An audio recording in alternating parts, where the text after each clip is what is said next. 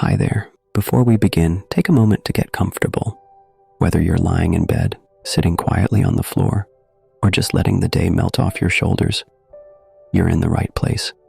This is I Stayed because a gentle space where we explore the strange, the quiet, and the surprisingly human reasons people found themselves still here. Sometimes the reasons are heartfelt. Sometimes they're hilariously ridiculous. And sometimes they're both.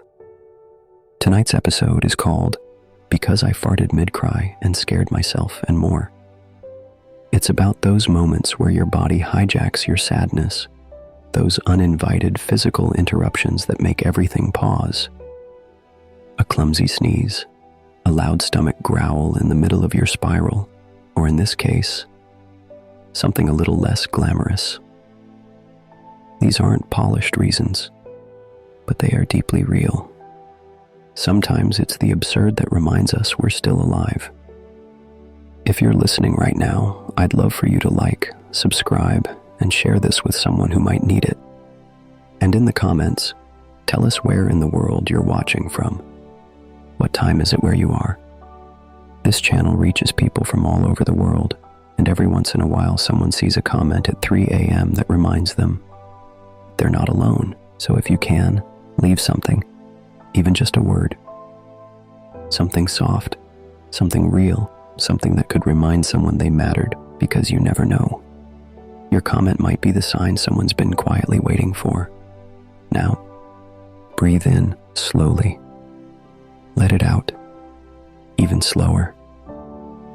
And let's begin with the first story. Segment 1, Because I Farted Mid-Cry and Scared Myself. You were crying. Not the elegant cinematic kind with a single tear gliding down your cheek.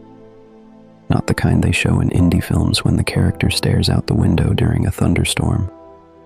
Number this was the ugly kind, the messy, wet, hiccuping, shoulder-shaking kind.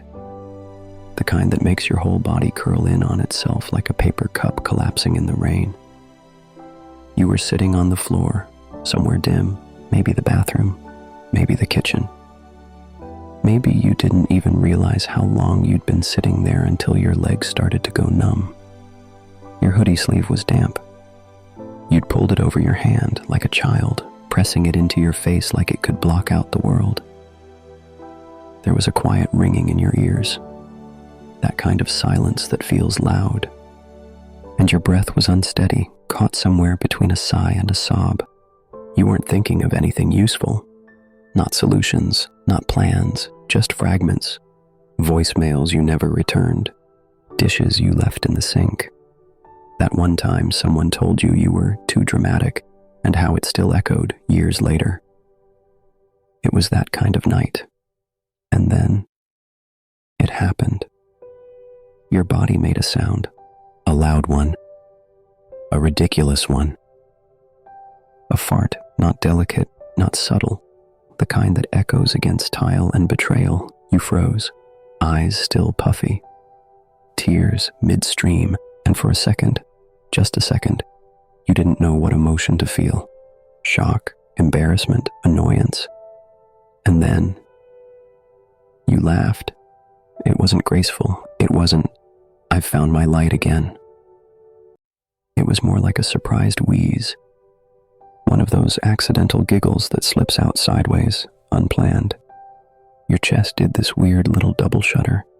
Your breath caught in your throat. And suddenly the sob turned into something else. It was funny. It was. You were falling apart. Completely. And your own body decided to break the tension like a bad sitcom writer. It was absurd. And somehow, that absurdity worked better than all the pep talks and Pinterest quotes combined. You wiped your eyes on your sleeve again, not because the pain was gone, but because for a second you were aware of something else. The room, yourself. The fact that you hadn't eaten since noon. That there was still a glass of water on the nightstand. The smallest shift happened. Not enough to feel good, but just enough to feel interrupted. Like something had knocked on the door of your pain and said, hey, you're still here, you still have a body, and it still works, sort of. And that little moment, it didn't fix anything, but it kept you still, held you in place for one more minute, which turned into 5, which turned into, I should probably rinse my face, which turned into, maybe I'll just lie down for a bit. And then you were under the covers, still hurting, but no longer unraveling. You wouldn't tell anyone that story at first. Because what kind of reason is that? What kind of punchline is, I stayed because my body betrayed me in the middle of crying? It doesn't sound noble. It sounds stupid, but sometimes stupid saves you. Sometimes the universe tosses you a dumb lifeline. A dog barking, a teacup shattering, a neighbor vacuuming at midnight. Something that shakes the scene just enough to snap you back into yourself. You didn't choose to stay because you found hope. You stayed because something broke the spiral. And in a world that loves drama and resolution and neat little bows, you got something better. You got one absurd moment that gave you space to breathe again, and maybe that's enough. It was that night. It still is. Now, let's take a slow breath. Let that moment settle in you, and when you're ready, we'll move into the next story, because not all reasons are funny. Some are just confusing, and even that can be enough. I stayed because my dog started pooping in sync with me crying. You were already a mess, like full breakdown mode, ugly crying on the floor. That kind of cry where your body does this weird hiccup breath thing, and even you're annoyed by the sound of your own sobs. It wasn't just one thing. It was everything. Life had stacked itself like a poorly built Jenga tower, and all it took was one stupid memory, or one dumb text, or a plastic cup falling the wrong way, and boom, everything collapsed. So there you were, face puffy, nose leaking, hands limp at your sides like even they had given up on you. And then, click, click, click, you hear her paws on the tile, your dog, your weird, loyal, judgmental little soulmate in fur. She walks over, slow and serious. No tail wag, no goofy grin, just this intense funeral energy, like she sensed a ritual was about to happen and came to officiate. You barely glance up. You're embarrassed, ashamed, wishing you could vanish into the floorboards. But she doesn't flinch. She looks you dead in the eyes, like she sees everything, every shattered thought, every ache, every mistake you've been carrying for way too long. And for a second, it's like she's about to do something profound.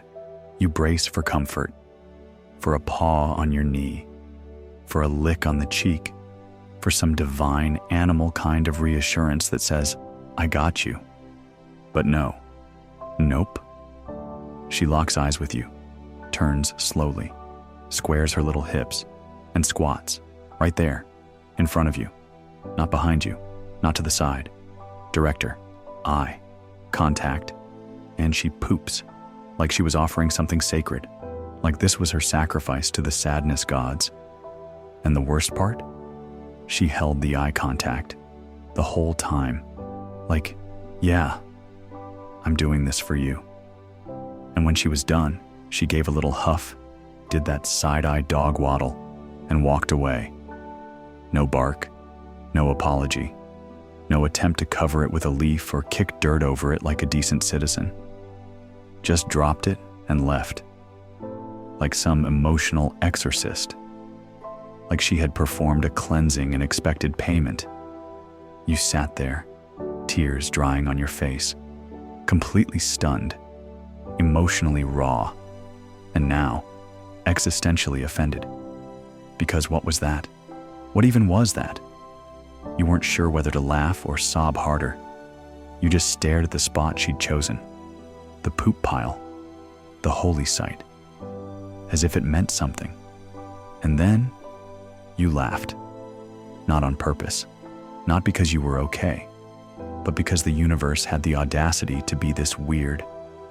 You laughed through your tears, the kind of laugh that makes your ribs hurt. That half scream, half snort kind of laugh where it's not clear if you're breaking down or finally snapping back. And for the first time in a long time, you didn't feel nothing. You felt something real, something messy, something stupidly alive. Because somehow, that was what pulled you out. Not a hotline, not a speech, not a great revelation. Just your dog, taking a soulful dump like a tiny, furry shaman. And suddenly you remembered, there is no script to healing, no manual, no perfect intervention. Sometimes healing shows up as a punchline. Sometimes it smells weird. Sometimes it waddles away without a word. But it reminds you, you're still here. You're still in this body. You're still feeling things, even if the things don't make sense. You stayed, because clearly, the only one giving a shit around here was her, literally. And honestly, that was enough for today. Segment 2, because I couldn't find a painless way. You didn't even know what you were Googling at first. It started with vague searches. Questions typed with shaky fingers in a dark room, the kind where your spelling doesn't matter and you hope the internet just gets it. You weren't looking for attention. You weren't even really looking for answers, just some clarity, some kind of instruction. A manual, a clean line from point A to point B. But the internet wasn't helpful. It never really is when you're in that place. It tossed back articles, Reddit threads, mixed opinions, noise. Some of it was too clinical, some too dramatic, some too terrifying, some too casual, and none of it felt like it understood the state you were in. Numb, but buzzing. Desperate, but paralyzed. Like you were trying to scream through cotton. You clicked links, you closed tabs, you opened more. You kept refreshing pages like the answers would get simpler if you just stared long enough. But they didn't. They multiplied. Contradicted, confused. You sat on the floor, your back pressed to the edge of your bed. Phone screen lighting your face like a ghost. The air was thick, like everything in the room was waiting for you to make a decision you didn't have the energy to make. There was a sock half under your dresser, an empty water bottle on the floor. Your phone buzzed once, a promotional text from a place you hadn't visited in a year. And for some reason, that small vibration made your stomach twist. You weren't afraid of the idea, not really. You were just overwhelmed by how messy everything seemed. There was no clear answer, no "this just works." It was all complicated. And you were tired of complicated. You wanted something clean. You wanted an end that didn't require too much planning. But everything required steps, tools, access, explanations, and suddenly your heart was pounding in your throat. Not because you were afraid, but because you felt trapped in the maze of it all. Even leaving required too much of you. And that somehow became its own weight. You set the phone down. You stared at the wall, and for the first time in hours, you breathed out. Not because anything was better, not because you felt strong, but because the chaos itself, the inability to even do the thing you thought you wanted, had snapped something loose. You were still stuck, still aching, but also still here. Not by bravery, not by hope, just by default, by confusion, by the overwhelming fatigue of trying to control something that didn't make sense. And for what it's worth, you woke up the next day, still foggy, still heavy, but you made coffee. You opened a window, you fed the pet, you replied to a text, you stared at the floor again, but this time with a blanket over your legs and a bit more sunlight in the room. It wasn't progress, it wasn't healing, but it was survival, in its slowest, messiest, least inspirational form. And maybe that's a kind of grace too. Not knowing what you're doing, not having a noble reason, just sticking around because the alternatives were unclear and you were too tired to keep trying to figure them out. You stayed because you couldn't uninstall life like an app, because nothing made enough sense to follow through, because even confusion can be a reason. And now, as we take another slow breath together, let that reason settle in you, even if it's small, even if it's weird, even if it's something you'd never say out loud, because staying, for any reason, is still staying. And now, let's gently move into our next story. Segment 3. Because I couldn't let that one teacher be right. There's always one person whose voice made itself permanent, not through wisdom, not through love, but through sheer, unshakable doubt. Maybe it was a teacher, maybe it was a coach, a relative, a boss, someone with just enough power to leave a bruise, someone who said something they probably forgot 10 minutes later. But you didn't. You couldn't. You were young, you were impressionable. You were still figuring out where your own bones fit inside you. And they looked you dead in the eye and said something like, "You'll never make it. You're too sensitive. You think life cares about your feelings? Or the worst one, you won't last." You didn't react back then. You nodded, maybe, laughed it off, pretended it didn't sting. But later that night, lying in bed, it replayed like a loop. And every time something in your life went wrong, a failed test, a rejection, a day where the anxiety was louder than your breath, that voice echoed again. They were right. You really don't have what it takes. You didn't want revenge. You weren't out to prove them wrong with billboards and headlines. You just wanted to not let them win, to outlive the version of yourself they imagined, to be the walking contradiction of their low expectations. You weren't in a good place when it happened. That moment you almost gave up. Your room was a mess.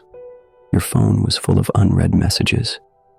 Everything inside you felt brittle and burned out. You didn't want to try anymore. Didn't care about being impressive or strong. But then, you thought of them. That one person who wanted the last word. The one who'd say, "I knew it." The one who'd nod like they saw this coming, like they expected the crash. And something rose in your chest. Not hope, not clarity. Just pure, beautiful spite. Spite has a bad reputation. People call it immature. But in moments like that, it's oxygen. It's defiance in the face of hopelessness. It's a whisper that says, "No, you don't get to be right about me." You sat up. You didn't know why. Your body just moved. You brushed your teeth. Not because it mattered, but because some primal, stubborn part of you wanted to exist for one more day, just to piss them off. You ate something, not a full meal. Maybe just a slice of bread or a spoonful of cereal. You didn't even finish it, but it was proof. Proof that you were still here. And the next day, you didn't feel proud. You didn't post a quote about strength. You just kept going, slowly, messily, fueled by this quiet rage toward the people who underestimated you. You remembered every time they said you were too much, too loud, too soft, too broken, too slow. And you thought, watch me be all those things and still be here. You don't need your reason to be poetic. Sometimes it's ugly. Sometimes it's petty. Sometimes it's just you standing in a storm, middle finger raised, screaming into the wind. I'm not giving you the ending you predicted. And that is strength. A strange kind of strength, but strength all the same. So tonight, if you're here, and you don't know why, and you don't feel brave, and nothing feels worth it, think of the ones who bet against you. Think of the ones who thought they knew your finish line. And then keep going, not to prove them wrong, but to outlive their version of you. Let that be enough, even if it's just for tonight. Let's breathe. In outside, in again. And when you're ready, we'll step into our final story, one about showing up, even when it's for someone else.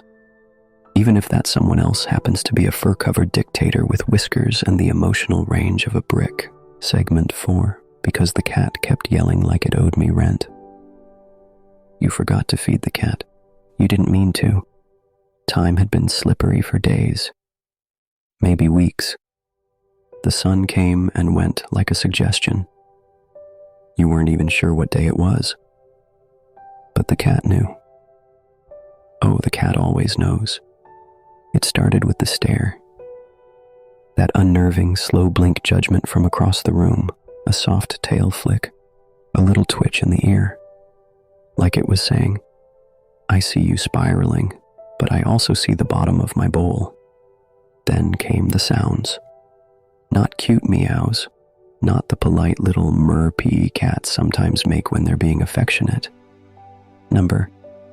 These were accusatory, pointed, loud enough to echo in your bones, like a landlord at your door yelling, "You have until the 5th or I'm calling someone." And there you were, still in the hoodie you slept in, breath stale, stomach empty, body heavy. You hadn't spoken aloud all day. And the first voice to break through that silence was the cat, screaming like it paid rent and wanted answers. You ignored it at first, rolled over, pulled the blanket tighter. But cats don't care. Cats do not respect emotional breakdowns. So it came closer, paw to your shoulder. Purr that sounded more like a growl. And then, the full performance, weaving between your legs, bumping your phone off the nightstand, staring directly into your soul as if to say, I will end your bloodline if I don't get kibble in the next 3 minutes. So you got up, not because you felt better, not because you had hope, but because someone, something expected you to show up. You shuffled to the kitchen, opened the cabinet, poured the food. The sound of kibble hitting the bowl was weirdly satisfying. The cat headbutted your leg once and started eating like it had just barely survived the famine of 2023. You watched it, chewing like it earned this moment, completely unfazed by your sadness. And that, strangely, helped. Because for just a second, you weren't spiraling. You weren't lost in thought. You were watching a creature who demanded you stay alive long enough to open a bag, who didn't care what existential crisis you were in, as long as their dinner was on time. And in that moment, there was something grounding, silly, simple, but real. That little life depended on you, not for your wisdom, not for your emotional stability, just for food, water, a warm spot to nap, a routine, a heartbeat in the room. And when you sat back down, blanket draped over your legs, cat now curled into a loaf on the couch nearby, you realized something.